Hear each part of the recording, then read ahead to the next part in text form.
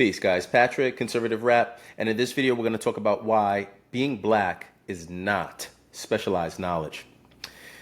Being black is not a form of specialized knowledge.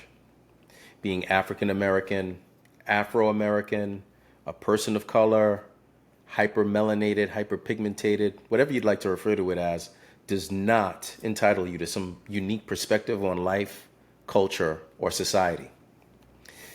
For the last 70 years, the black race, on average, as a whole, generally speaking, has been conditioned by politicians, the education system, mass media, popular cultures, and in many cases, their very own families, unfortunately, to identify with their skin color rather than their actual character.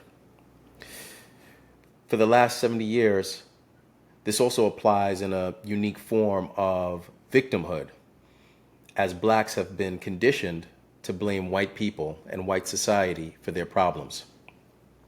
Back in my day, we called it what it was, blaming the white man. But like all issues and problems that aren't checked immediately when they occur, because prior generations didn't check this stuff and nip it in the bud, it's now evolved into fancier terminology.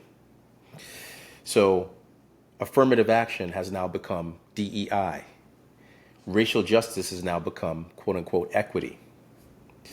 In his book, Scam, How the Black Leadership Exploits Black America, Reverend Jesse Lee Peterson, a pastor in California, talks about this.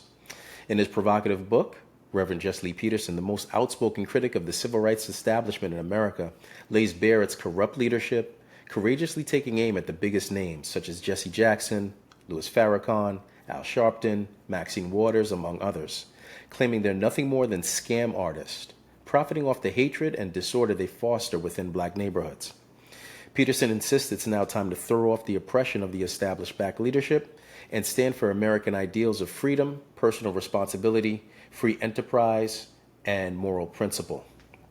Also highly recommended is another economist, kind of thought leader, Thomas Sowell.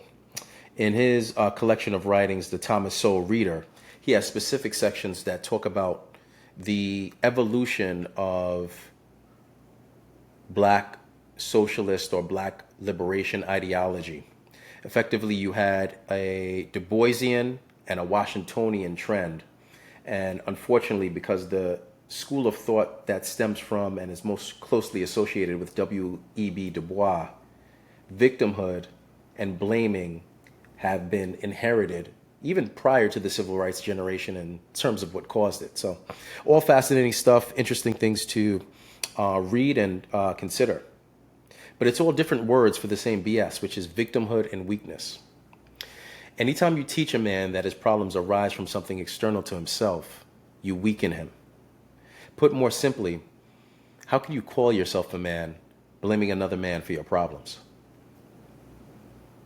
We can sit here and we can enumerate, whether it's academia, professional work environments, variety of other circumstances where blacks, again, are encouraged and conditioned to leverage their racial makeup as some sort of in-card to claim they have a unique perspective or unique insights into the human condition, or particular problems or restraints that they can't resolve amongst themselves.